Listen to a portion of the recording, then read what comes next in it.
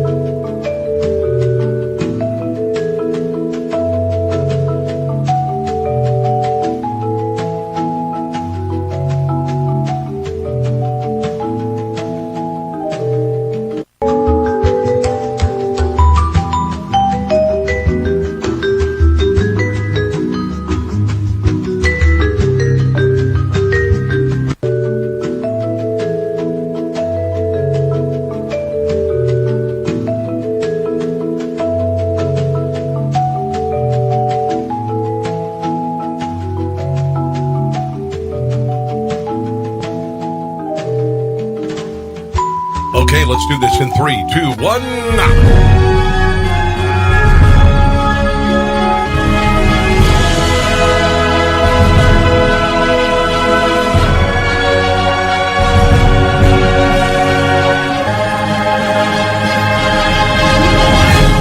Hello, it's time for another edition of Rob Carson's What in the World? It is a Thursday edition. It started the 23rd of April. And it's the year 2020 as Floyd and Kelly and Billy, or Ellie, I should say, join me, and Glenn as well. For the next, maybe hour or so, I've got a lot of video clips. I've got a lot of commentary. Let me move this mic because I don't want to take away from my lovely face. Anyway, glad to have you joining me. How does it sound? How does it sound, kids? Let's go ahead and just double check. Sounds like it's sounding pretty good. Yes, sir. John, thank you for joining me as well. Let's make this as big as possible. That's what she said. Okay. So we are gradually beginning to think about opening up businesses, I believe, in Kansas, where I live, in the Kansas City, Kansas part of Kansas City, the 3rd of next month. So it looks like we will have maybe gymnasiums open, which I would love. Hairstylist, hair cuttery would be open again. That would be kind of nice because I'm really tired of it. And the BS will start to subside. I've been through an awful lot because of this for a number of reasons. I have started, I originally cried BS on this whole coronavirus pandemic, fear-mongering crap about a month ago. And about a month ago, I said, no, it's not. And more than that, actually. It was more than that. And I was one of the first people to do it. And consequently, I was the odd man out. I was the outsider, and I've endured a great deal of derision on social media from people, and it goes on every single day. And I've actually lost some friends because of it. And honestly, if your definition of friendship is you have to have someone agree with everything you think, and you have to be as equally panicked as everyone else, then I don't want to be your friend. And there were a bunch of people who just were quite simply, they were, I was not satisfactorily panicked with them. Do I want to get this? No, hell no, I don't want to get this. I want to be healthy. I want to be healthy for my family. I don't want to get sick. I had H1N1 in 2010. I was sick as a dog. 61 million people in the country had it. Whole lot of people died from it in 2010. We are discovering, as they do more testing and antibody testing in New York, they found out that a lot more people had it, and a lot more people didn't do anything about it. Okay? Same thing with a Stanford University study and a USC study. Sometimes 50, 60 times as many people had it, and consequently survived it, didn't even know they had it, or maybe thought they had something else. And consequently, the death rate went down, and now it's about that of flu. I think this entire debacle has been ruinous for the country, and I think it was unnecessary. I've said that from the get-go. There's no damned reason why this country should have shut down. We have never done this in our history. We have encountered worse things. We didn't do this during polio. Let me think about polio. Polio in the 1930s, 1940s, I wasn't around. It was terrifying. You wake up one day, you're not able to walk. People have to spend their entire lives doing, it was called iron lungs because they lost the ability to breathe on their own. They didn't shut down the country. They didn't tell everybody they couldn't work. We are only beginning to realize the damage this has done. As I think my son is downstairs, he's able to study. He's home from KU. He's paying tuition. He's paying for an apartment he doesn't live in right now. My daughter's right now. There's not a lot of options for her online courses as a freshman in college. They weren't ready, or high school. They weren't ready for it. Theaters are done. Live concert venues are done. Sporting events are done. Churches are closed. Every damn restaurant in the world is closed. Daycares are closed. I could go on and on. Are you out of your effing mind? Can you realize, as another 5 or 6 million people declared or signed up for unemployment this week, and now we're at about 25 million people, do you even realize, do you just not get it? Has it not hit you yet?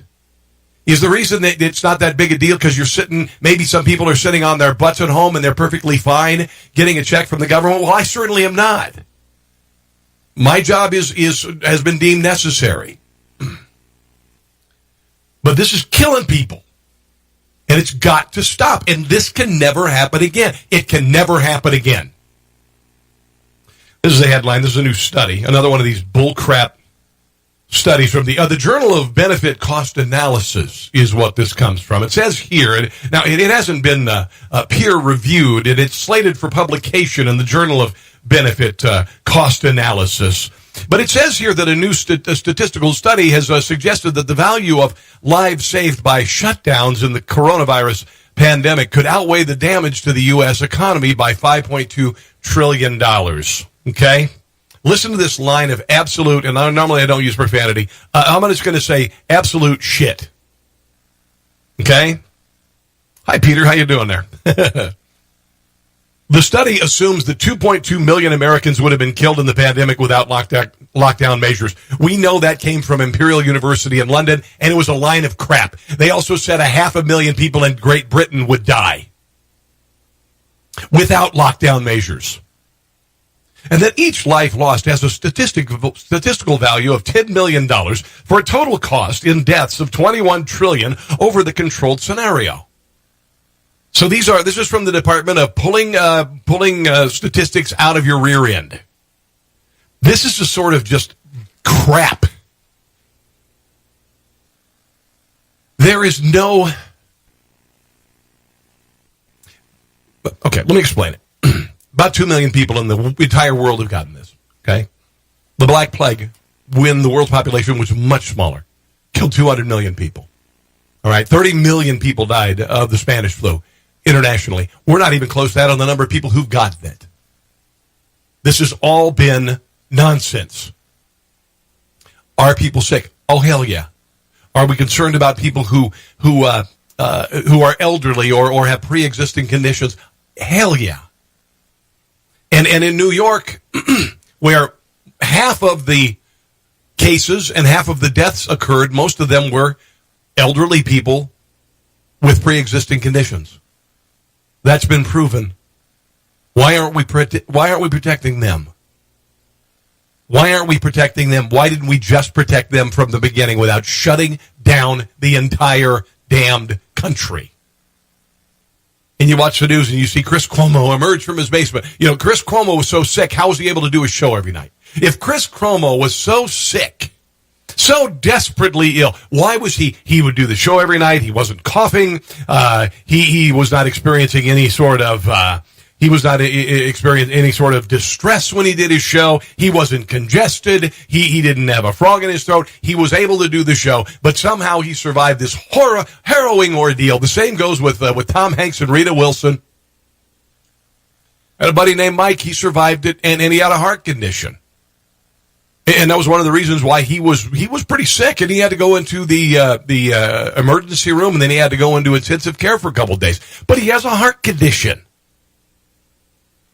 Most people who get this, you think maybe you got a little bit of flu, maybe you got a cold, or you got nothing at all. George Stephanopoulos. Okay, his wife, Allie Wentworth, felt like a bad flu. George Stephanopoulos, asymptomatic, not a damn thing. And, of course, Chris Cuomo, like I said,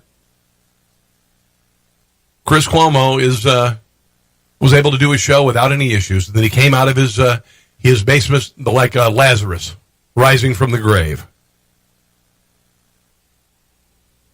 We know that the 500-bed U.S. Navy ship Comfort, leaving New York, it just treated 179 people in 3 weeks. It originally was there to handle overflow from the hospitals. There wasn't any overflow from the hospitals. The hospitals were not jam-packed. They didn't need the 30,000-plus ventilators that the government was stomping up and down about. The panic monger governor, the panic monger mayor who blame Donald Trump for everything except no blame whatsoever, even though their state has 50% of the deaths and the cases in the country. There are 49 other states where that didn't happen. And it's Donald Trump's fault, right? Unbelievable. Hello, Deb. Hello, Daddy. Hello, Chris and Rusty. What is going on, my friend? And Linda as well. Glad to have you joining me. And Carol and John. Rand Paul, he had it. Rand Paul, he's had a rough time of it. He had a neighbor tackle him. He was a Democrat neighbor, tackled him, knocked him off of his riding lawnmower, broke a couple ribs. Harmed him greatly, by the way. My computer just went blank. It could be Facebook. Here's Rand Paul in the Senate talking about his experience and why we need to get back to work. No amount of money, not all the money in China, will save us from ourselves. Our only hope of rescuing this great country is to reopen the economy.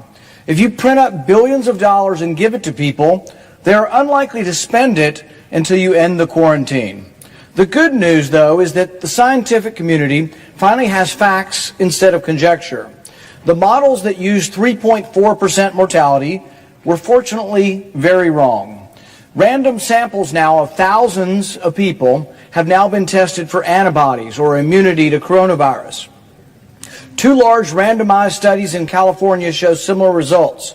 The number of people who have already developed antibodies to the coronavirus is 25 to 50 times higher than the number that is being reported as infected. They call that herd immunity. Now, herd immunity has been happening throughout history. That's how pandemics end. Okay, that's how pandemics end. We have pandemics that there is no cure for. The cure is that the virus runs its course. And if we are so content to let a flu run its course every year, why not this? This is great news. This study means that the mortality rate may well be 25 to 50 times less deadly than previously thought. The virus is still dangerous, and we shouldn't ignore the risks, but we should put those risks in perspective. Thank you very much. And this entire incident has been blown completely out of perspective. I shop at a Walmart. It's a big old Walmart. There are a lot of people there. A lot of people there who shop there. No cases of coronavirus. I mentioned last night I met a guy. He works at a very large nursing home community. 1,000 residents, not one case. They keep the place spit-shined. They're very careful about it. Yesterday we heard the governor of South Dakota. She said, here's the deal. This is why South Dakota's prediction of infections and deaths has lowered 75%. She said, wash your hands, stay home if you feel sick, and call the doctor. There you go. This is what your mom has said for her entire life. Your entire life. Your mom said it, your grandma said it before that.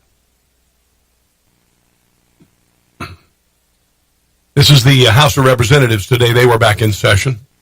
Yeah, I know. Look at all the masks on their faces. You know, it kind of makes sense. They should wear masks on their faces all the time just for the amount of money that they take from us. You know? Doesn't it kind of make sense?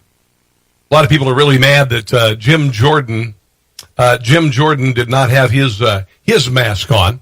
Here is Jim Jordan today on the floor of the House without a mask, and apparently he cleared his throat a couple times, so he was practically murdering people. Madam Speaker, 8 different oversight processes are in place as we speak.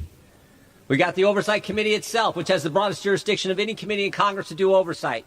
We have the committees of jurisdiction, which each have a subcommittee that does oversight: Ways and Means, Energy and Commerce, Small Business, and, of course, Financial Services. We have the CARES Act itself, which created the commission, Oversight Commission in the bill itself. Now, you would assume that the House of Representatives, that Congressman, the president, would know some things about this that we don't know. That's one of the things that people say, hey, man, the only reason they're overreacting like this, the only reason everything is shut down is because they know something we don't know. Well, did you see all the people? Nancy Pelosi took her mask off to speak today. How is that, people? How's this guy in Congress not wearing a mask? How are about half the people in Congress today not wearing masks if they know something we don't know?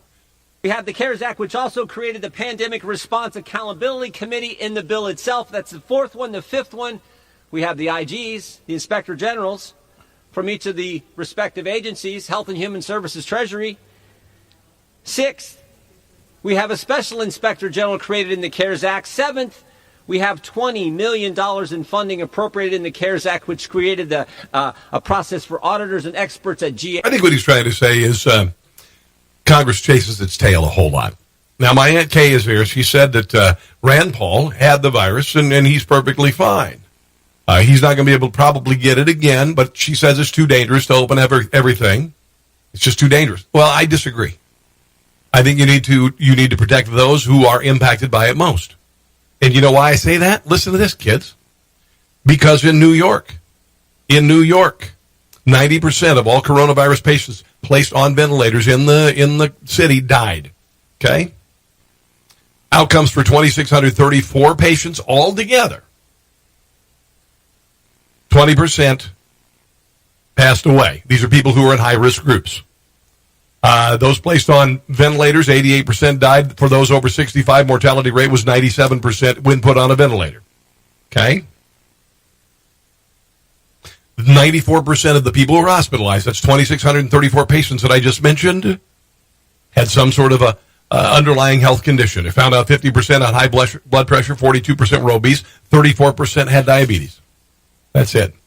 Karina Davidson, one of the study of this author, she's the study that I've just been talking about here, said that we want patients with serious chronic disease to take special precaution and to seek medical attention early should they start showing symptoms and signs of being affected. That includes knowing that they've been exposed to someone who has had this virus. But the rest of us, we're going to be okay. All right? If you don't have an underlying health condition, if you're a younger person, you're going to be okay. You're not going to be able to see mom if she's 90 years old. You know, you'll have to keep a safe distance. It's just the way it is, particularly if you have been exposed to it. Business owner. This is pretty interesting. Business owners. There's a business owner, Jamie Black Lewis. She was able to get loans for $177,000 and $43,800.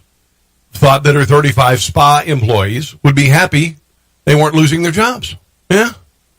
Instead, she was met with a firestorm of hatred. Why is that?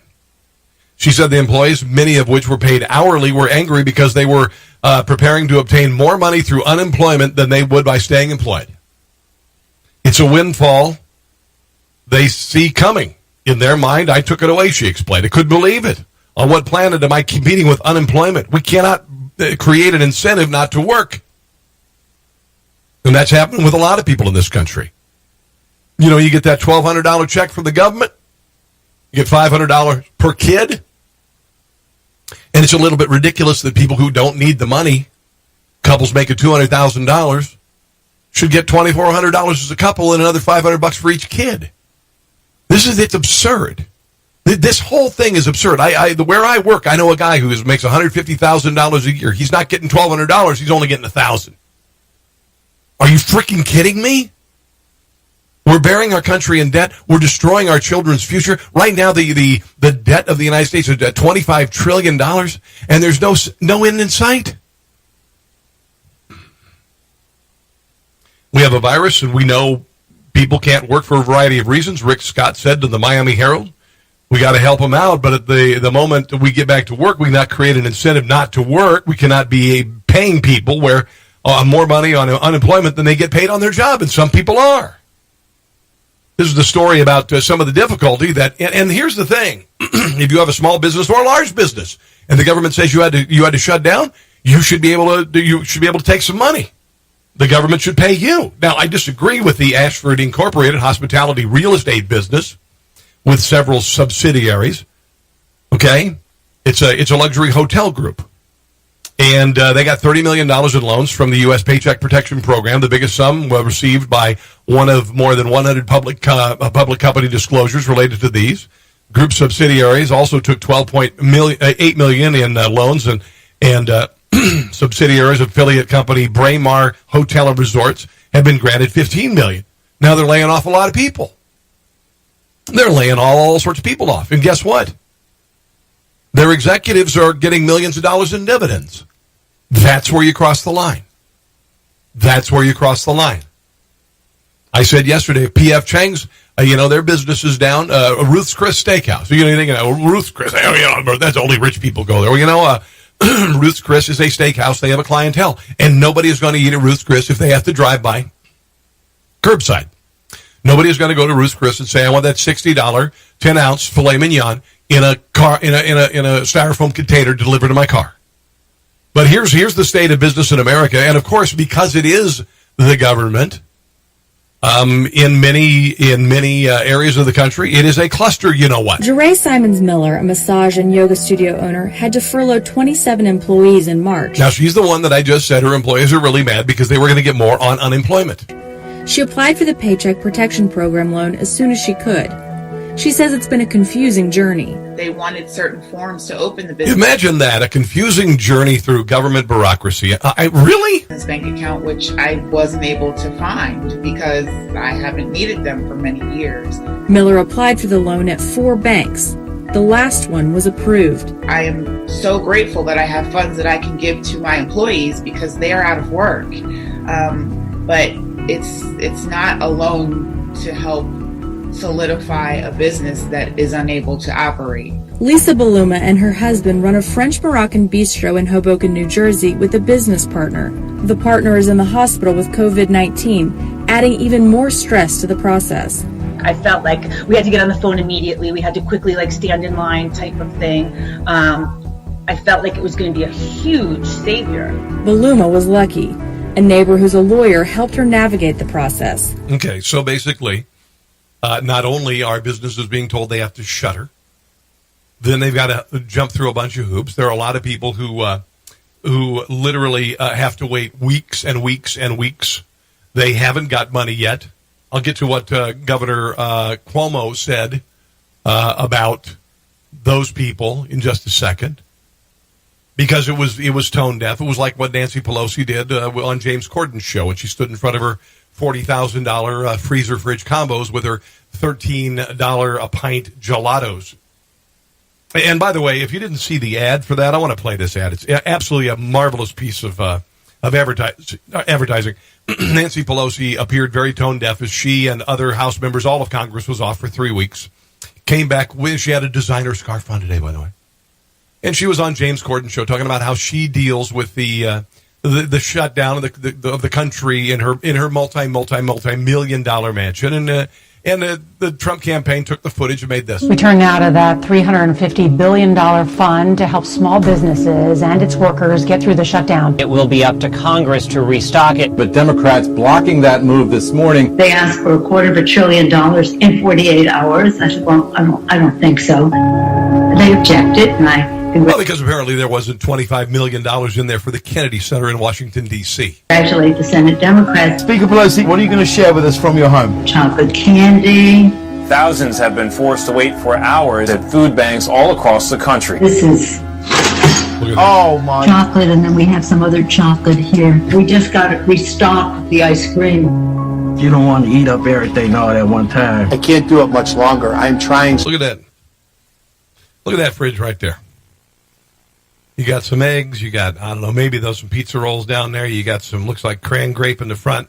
Half a gallon of milk, some OJ in the back. So hard. We're, shall we say, enjoying. Having to admit that, yeah, we're starving, and I like it better than anything else. Taping this segment, there are 22 million people out of work. This specific program is about stopping job losses today. This is hurting people bad. Other people in our family look for some other flavors, but Right now, it's survival mode. You don't know where that next something else is going to come from. I don't know what I would have done if ice cream were not invented.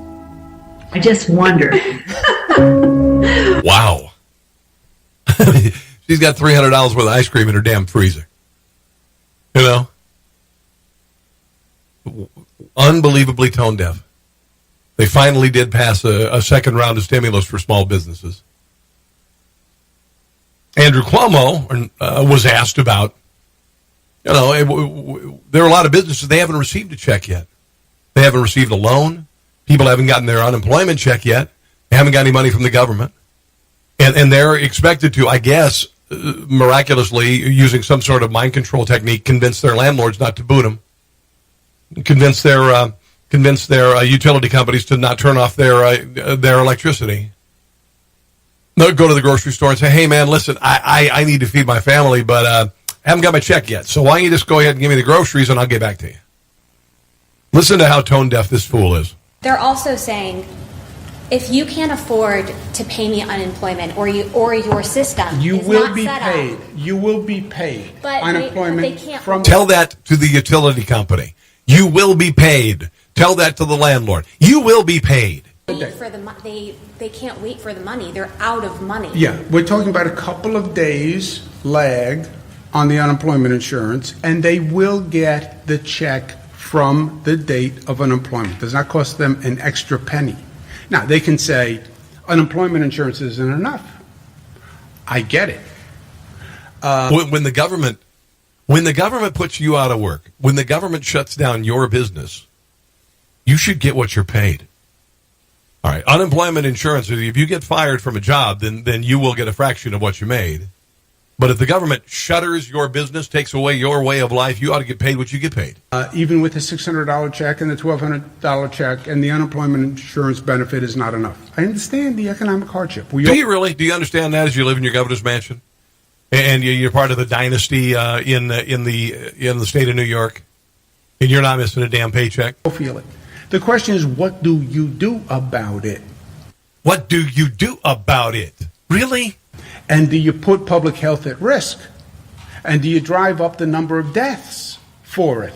Because you have no... Your brother left his basement, got his son sick, by the way, went to his vacation home or his second home. He didn't die. And this fool, he made it sound like, you know, coronavirus is death. Well, no, it's not. It's actually about the same mortality rate as the flu. No idea how to reopen now. So they're saying that, is there a fundamental right to work if the government can't get me the money when I need it? Here it is. Is there a By fundamental the way, right you want to to go to work? Go take a job as an essential worker. You go first, okay? Why don't you do something essential for a change? Because honestly, I see a lot of caterwauling, a lot of blame, a lot of BS from you. You didn't have enough ventilators. You didn't have enough hospital beds. Turned out you were wrong. Turned out that once again, a leader in the state of New York thinks that New York is the most important thing in the world to the rest of the country, and it doesn't mean anything. New York is not a metaphor for America. It couldn't be anything further from America. It's nothing in common with the Midwest. It has nothing in common with Iowa or Kansas or Idaho or Wyoming or North Dakota. It has nothing to do with it. And neither does California. But that's where all the media is, and consequently, if the crisis is in New York and you're not giving them enough, then the whole world is falling. Alexandria Ocasio-Cortez is a complete and utter moron. She is a child. She is childlike. She says she has a degree in economics. Really? Because I'm thinking she fell asleep a lot in class. She's saying that basically, hey, man, she's advocating for staying home and getting a government check. She is. The Democrat Party loves their dependent class. She's saying, hey, man, why go back to work? Why go back to work at all? Why provide a service? Why keep the economy moving? Why don't you just sit on your butt and get a government check? This is what she is advocating by saying this.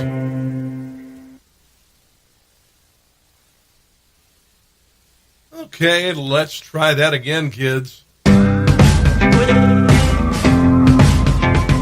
she's on an idiotic show. There's a lot that we could be doing right now, but ultimately, I think when we talk about this idea of reopening society. Yeah, the quotes. I don't know why she's using the quotes, but yeah, reopening society.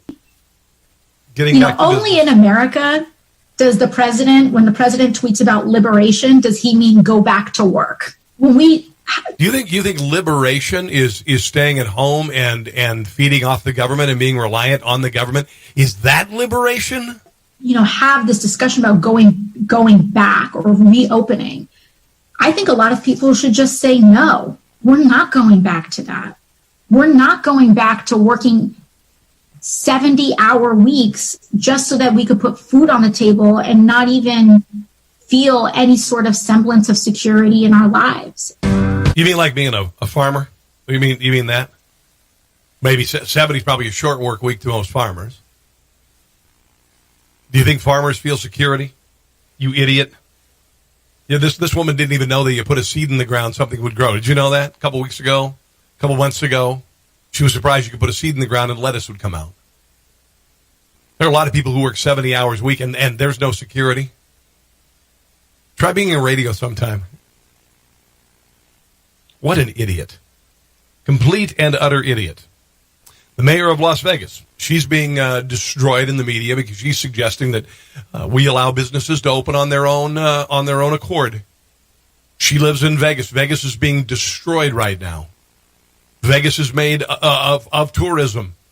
Vegas is made of entertainment. Vegas is made of restaurants. Vegas is made of casinos. Vegas is made of entertainment venues. Vegas is dead. And she was on with Anderson Cooper, and Anderson Cooper would have none of her logic, and attempted, and the rest of the media is making it look like she has no idea what she's talking about.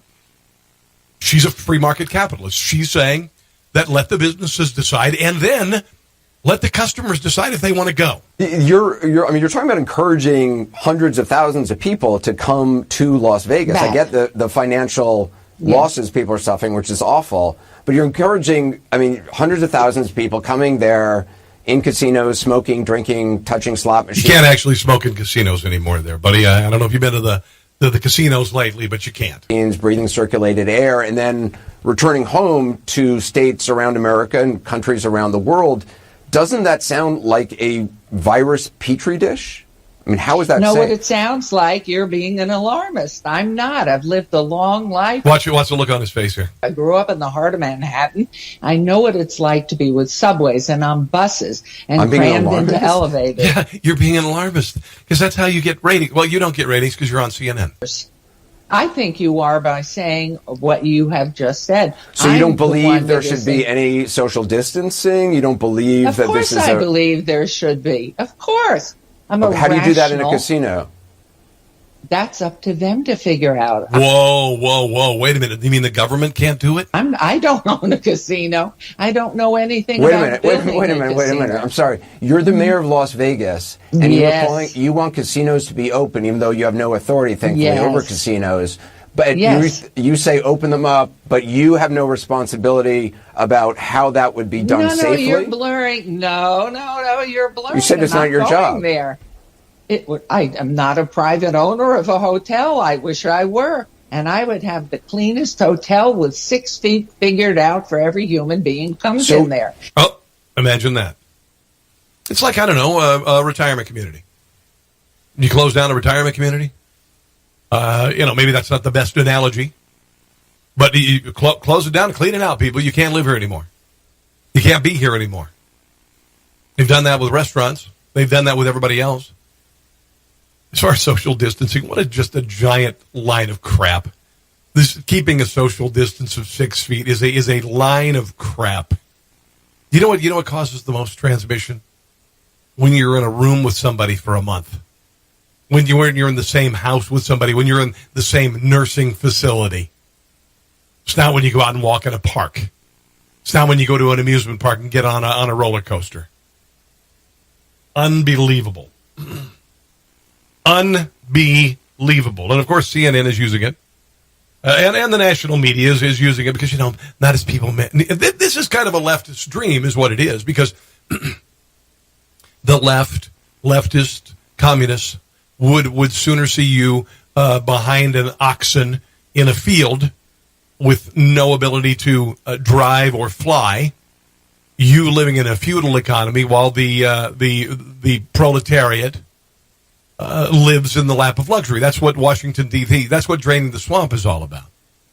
And there are a lot of people who are radical leftists who subscribe to climate change, and which was global warming, but it wasn't warming, so they had to change it.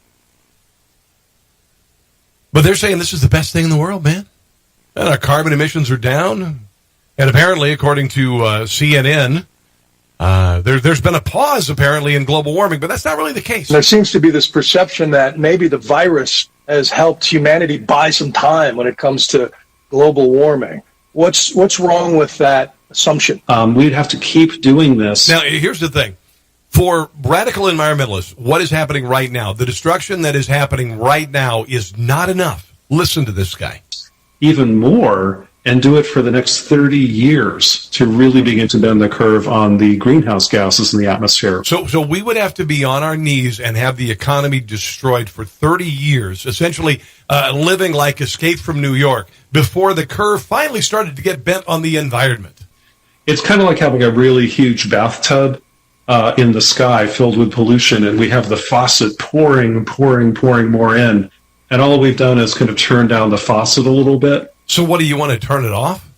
But it's still filling up. Thanks to the current oil crash, when the lockdown is lifted, we'll see the lowest gas prices in generations. And with Donald Trump's Environmental Protection Agency gutting dozens of regulations. He's gutting all sorts of regulations across the country. That's a glorious thing. It is an absolute glorious thing. And it doesn't mean that the air is going to get dirtier.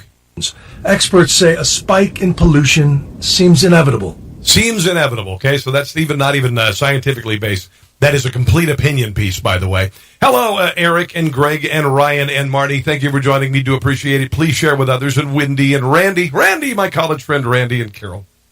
Good to have you joining me tonight. Let's move on to a little bit less serious stuff. A little bit less serious. How about that? Is that okay? This is one of the worst things you can do as an anchor. And being a TV anchor can probably be a little stressful, especially when you accidentally inform the listeners or the viewers that somebody died when they didn't. We do want to mention one person who was singled out today by Governor Murphy. This young man that you're looking at right there, 26-year-old Jack Allard. We profiled him last month. Michelle Charlesworth with a powerful story. He's a former Ridgewood High School lacrosse star and two-time All-American. This is in New Jersey, by the way. Medically induced coma after coming down with a virus after spending time on a ventilator and 5 full weeks in the hospital. The governor today announcing that Jack has died. Now we go to the video and find out that him walking through the door to his mom and dad actually was him getting out of the hospital because he's healthy now. It was a long month, but slowly Jack rebounded. And last Thursday, he was clapped out. And while the video plays, the anchor is going, "No!" by the doctors and nurses who saved his life as he walked out of the hospital. Oh. For Jack and for the hundreds more who have left our hospitals, we are hopeful and optimistic. I feel horrible. Jack is very much alive. Yes. Jack, we love you.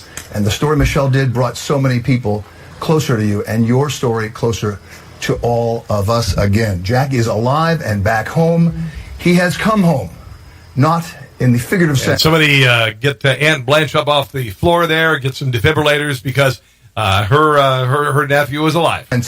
But in the quite literal sense, and my deepest apologies for that. I was just misread everything, and I apologize. But he is alive, and we are grateful for that. Yeah, it's so good to hear all of those success stories. And I'm sure that smile he had in that picture is even brighter right now. Yeah, because he's not dead. And when he was watching TV with his family, he's like, "What do I Ed, did I die? Oh, okay, all right. He said okay, cool. We're cool. Excellent. Hey, by the way, I have a line of politically incorrect T-shirts and swag and whatnot. Just go to tpublic.com, look up Conservatees. All right? There's my Chuck Fina. It's a new one.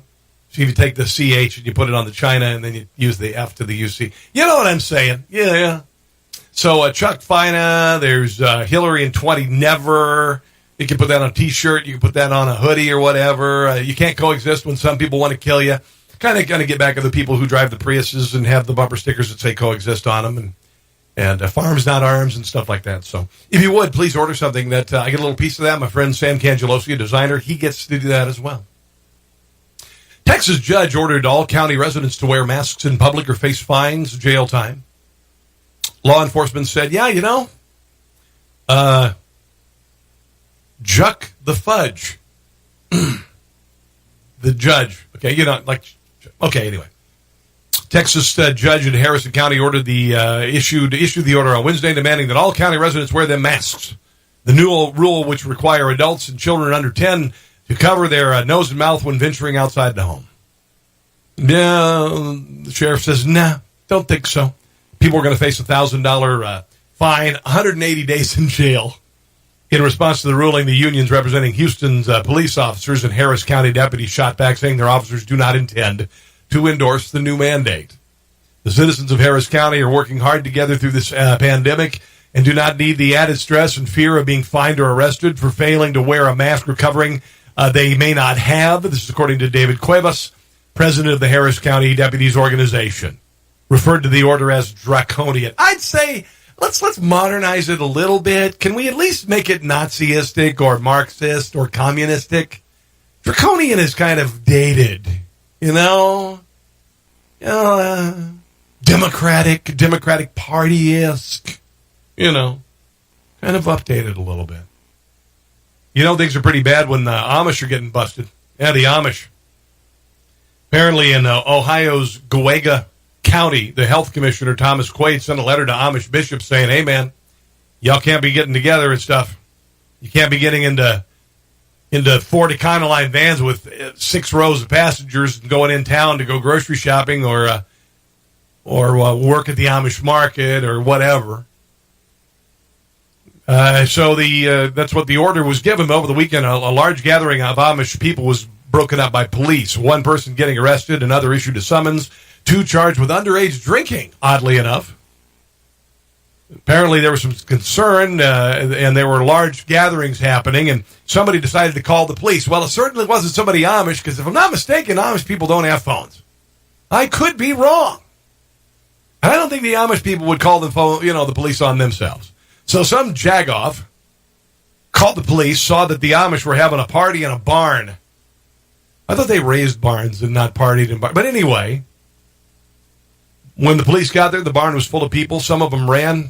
There was one that was too intoxicated to run, and that person had to be transported by ambulance.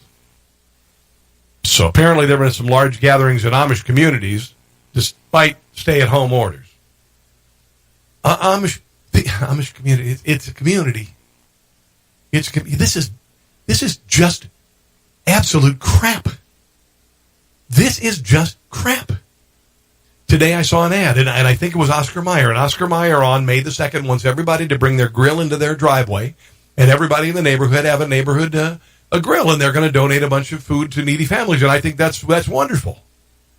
But they literally want you to sit in your driveway. Do not attempt to go over to your neighbor's driveway. This is how we're going to do things in the neighborhood anymore. You're going to have to sit across the cul-de-sac from people. Hey, Fred, how you doing there, buddy? Yeah, good. Hey, good to see you. Yeah. They're talking about a new normal, and this is the new normal. F the new normal. No, there will not be a new normal. I will not abide by a new normal like this. It will not happen. It will not happen. There's a criminal here. I want to show you a picture of a hardened criminal. This woman is Krista Thompson. She was first warned on April the 9th that her garage sale was breaking the law. Still had it running more than a week later. Despite repeated warnings, the police department said that. Garage sale is not an essential business, should not be open for business, according to the police. They filled the entire front yard, spilled onto the backyard as well. Violating a stay-at-home order in Idaho is misdemeanor that is punishable by up to 6 months in jail or a $1,000 fine. And by God, I hope she gets both of them. Right to jail with you for 6 months and a $1,000 fine. Thompson's husband, Peter, said that they were just sorting through her wife's late father's belongings rather than holding a garage sale. Criminal. They're really going to have to do a new version of America's Most Wanted with people like, I don't know, giving another person a haircut or having more than 9 people at a backyard gathering. And this is absolutely remarkable. Pandemic drones. A flock of pandemic drones are in flight across parts of Connecticut. Westport, Connecticut Police Department working alongside drone manufacturer Dragonfly to test the drones. If you think this is okay, then I need you to go with your lemmings and jump off a cliff. The drones have specialized sensors and computer vision systems that can display a person's temperature, respiratory, and heart rates. The drones are also able to detect people sneezing and coughing. It can detect symptoms and conditions 190 feet away.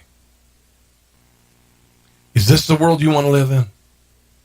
Is this the world you want to live in when somebody's coughing and has a little temperature and all of a sudden a van pulls up and grabs them and tosses into the back? Are you kidding me?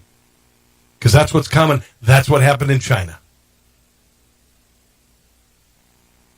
The Westport Police Department, along with first responders around the world, are looking for effective ways to ease the spread of COVID-19, keep their communities safe. Westport Chief Police Foti Koskinas, I guess. This technology not only enhances the safety of our officers and the public, but the concept of using drones remains a go-to technology for reaching the most remote areas with little or no manpower needed. It also helps our officers acquire decision quality data that they need to make their best choices in any given situation. And, that whole right to privacy thing, F that. Drones. Wow. Westport and its first responder network is one of the most progressive public safety advocates in the nation. They are real pioneers when it comes to adopting and integrating new technology to protect our community. This is the stuff that you've been worried about. This is the stuff that you've been seeing in movies for decades where drones fly over. This is the police. Put down your weapon. This is the police. Break up your meeting. This is the police. You can't possibly having a protest or a rally supporting your First Amendment right. This is the police. You cannot go to church.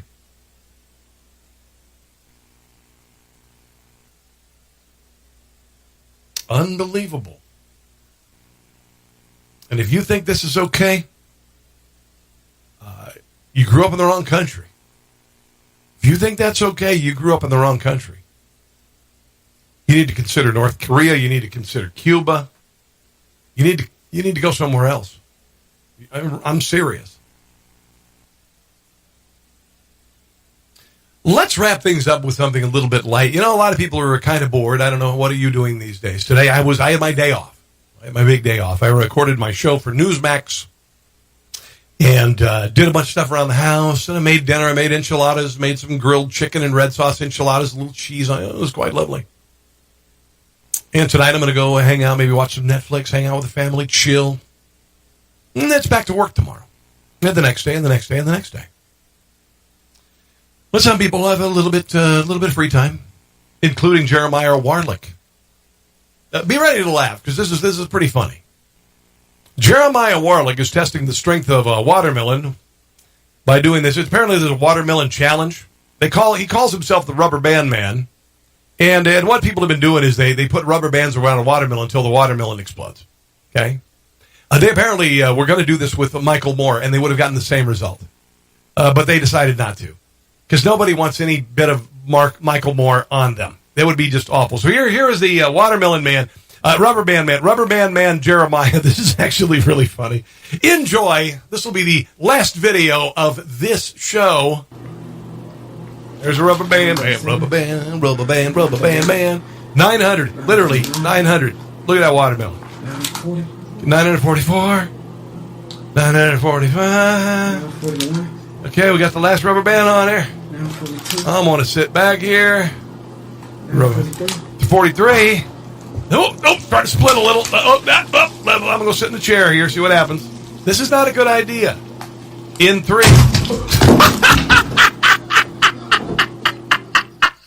I'm sorry. I gotta see that again. Hold on. Wait, hold on. One more time. Here it is.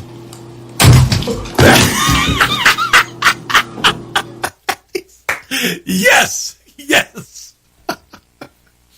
How you doing there, Jared? Oh, glad to have you. Glad to have you watching. I hope you enjoyed the Rubber Band Man.